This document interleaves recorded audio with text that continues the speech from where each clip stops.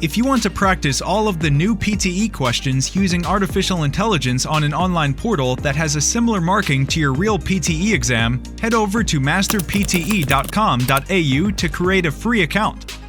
Here, you can practice all 4 sections separately and receive instant feedback for all of your speaking, writing, reading, and listening. You can also view and compare your answers with others who have already succeeded in achieving a high score. Download 9090 Band's template for speaking, writing, and listening. Take mock test, receive instant result, overall feedback, and in-depth analysis which helps you pinpoint exactly where you lose points. masterpte.com.au, the best PTE practice software in the world. 10 years ago, before the use of iPhone or iPad, people's attention interval is about 25 minutes. This number is good. However, nowadays the attention interval has dropped from 25 minutes to only 8 seconds, which means our memories are shorter than that of a goldfish.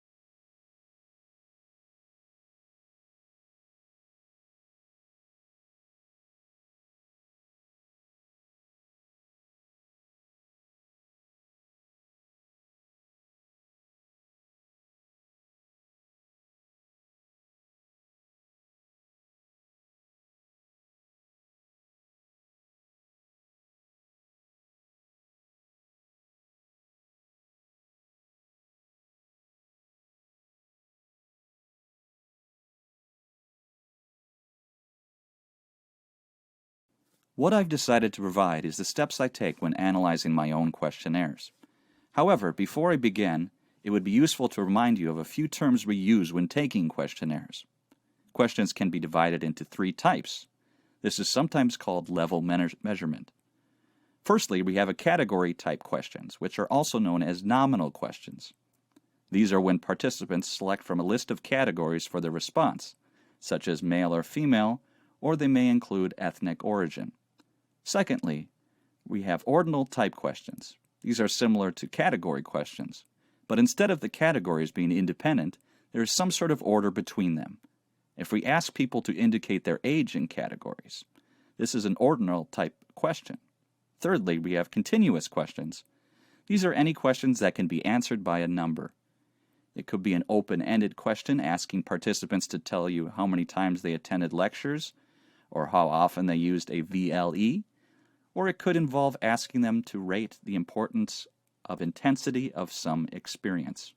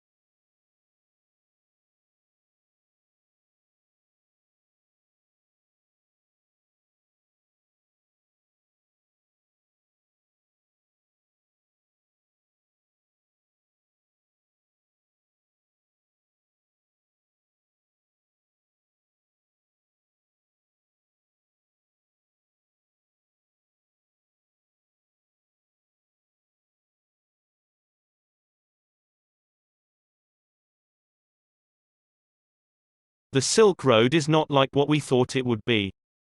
People traveled in groups to other countries through the Silk Road, exchanged things, and then came back. There were also some side groups who went to other countries such as India, which was called the Amber Route. At that time, there was also gift changing happened on the Silk Road.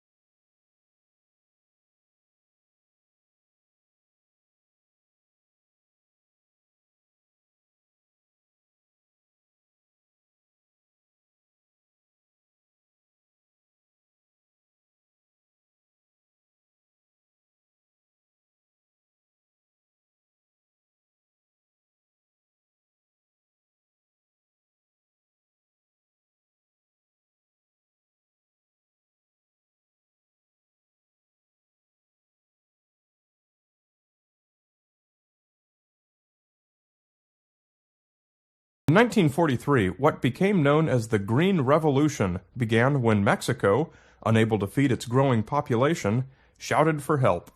Within a few years, the Ford and Rockefeller Foundations founded the International Rice Research Institute in Asia, and by 1962, a new strain of rice called IR8 was feeding people all over the world.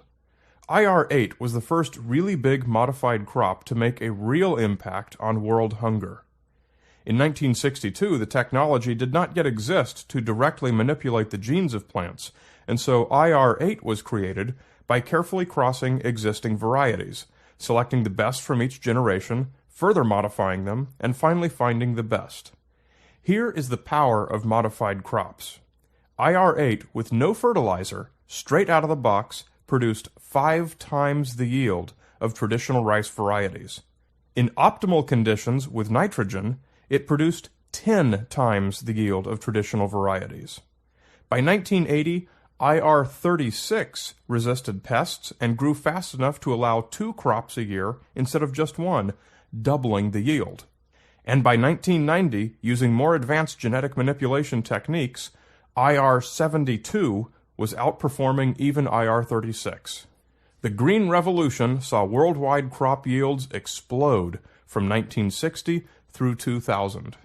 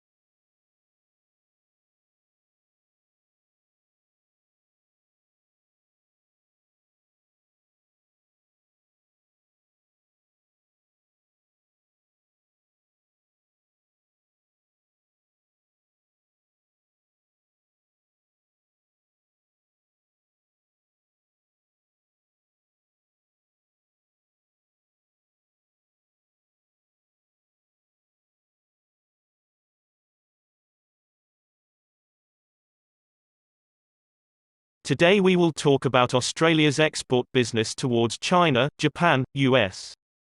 In the past, Australia was concerned about its geographical location, which may result in Australia being isolated from North America, UK, and later America.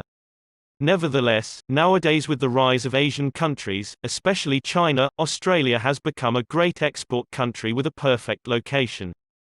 Currently, Japan is the largest exporting country to Australia, but China may become the largest one in the future.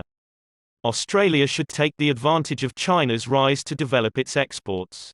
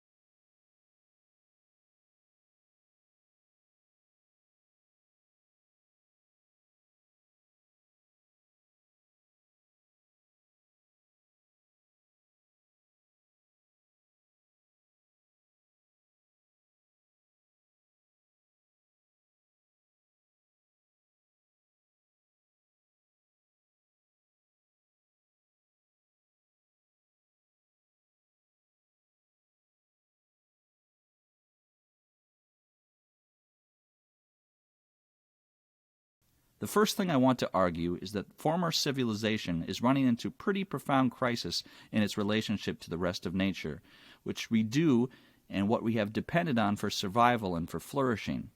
And this is the most widely and well-recognized relation to climate change, CO2 emissions, greenhouse gas emissions. But I want to argue the certain dangers in the way that has been presented as the central question that we have to address. Because it's interlocked with a number of other crises, that is most notably as the crisis in the access to fresh water, crisis in access to food, biodiversity loss on a huge scale, and associated problems of human and equality, and not just in the common world, but actually in the kinds of environmental resources and pleasures that I can enjoy. So all those together have to be looked at as interconnected set of really deep, profound crises.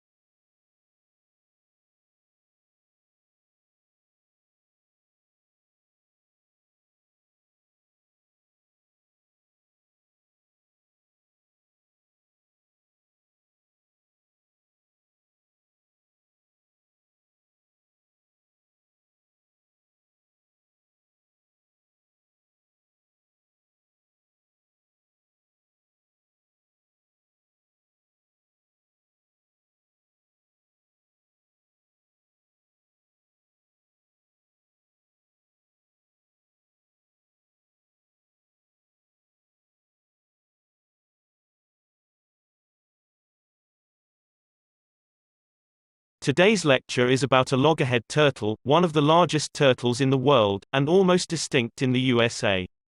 They have big heads and short necks. In September 1986, scientists put a tracker on a turtle's shell, and used satellites to track and locate the migration route of the turtle. They reach different localities in different time. The migration takes 3 months, from the South Florida to the north.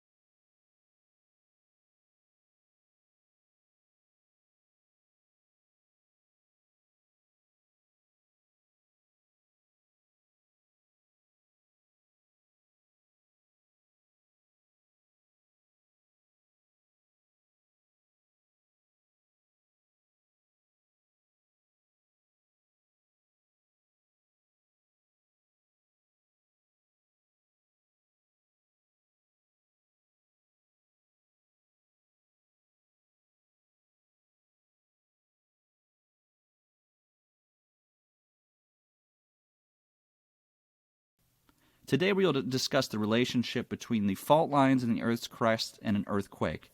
This dislocation of the rock occurs from the Earth's surface 7 kilometers to several hundred kilometers vertically down to the crust. The earthquake's focus is called the epicenter, which is vertically beneath the interior of the Earth's crust, and the energy releases and transfers through epicenter. The faults are the fracture on the Earth's crust. The position of the epicenters can be identified by the faults map, looking down from the center of the Earth. It will result in seismic wave, which is decreased as it moved away from the epicenter.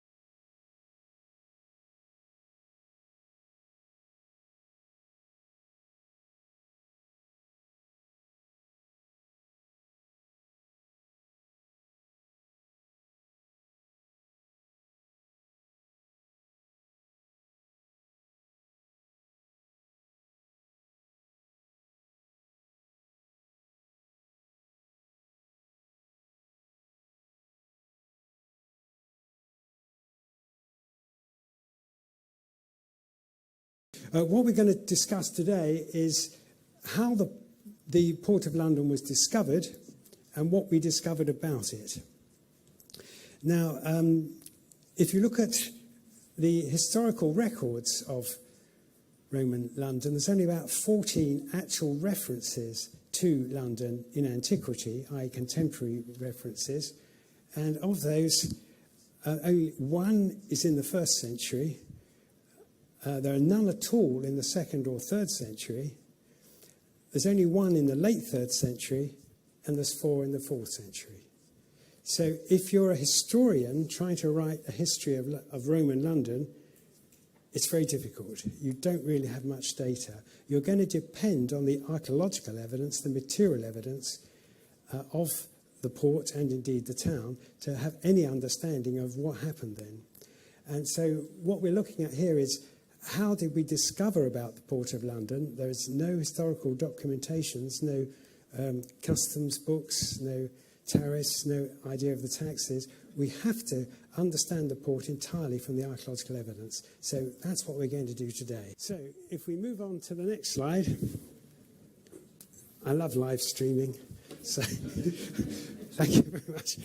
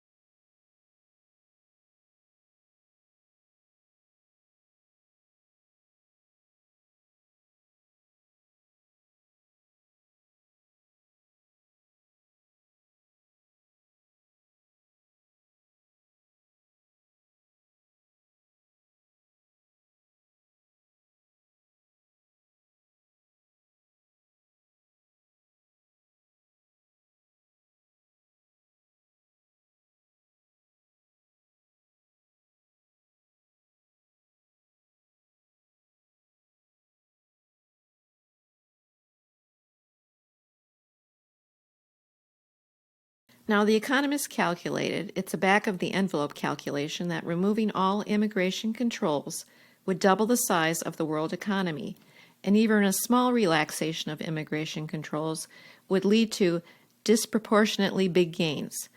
Now, for an ethical point of view, it's hard to argue against a policy that will do so much to help people that are much poorer than ourselves. The famous RAND study reckons that a typical immigrant who arrives in U.S. ends up with $20,000 a year. That's rough. It's not just the migrants themselves who gain, it's the countries they come from.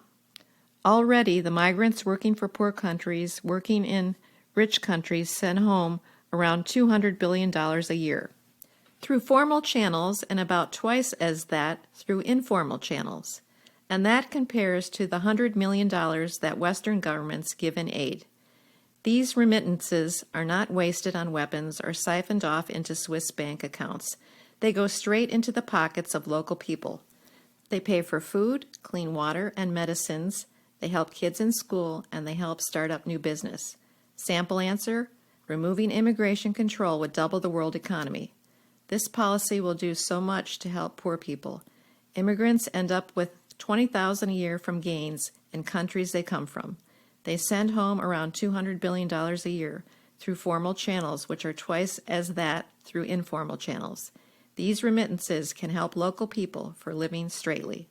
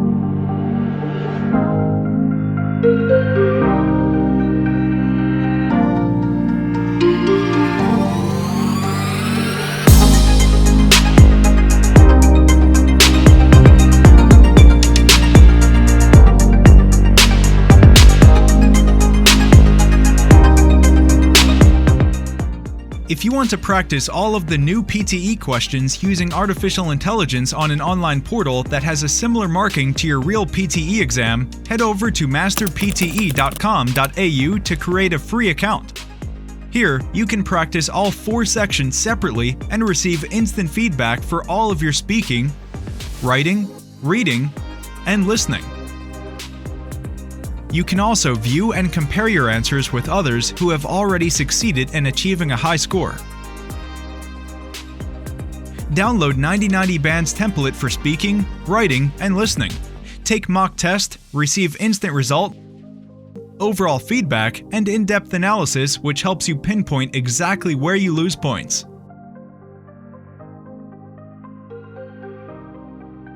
Masterpte.com.au, the best PTE practice software in the world.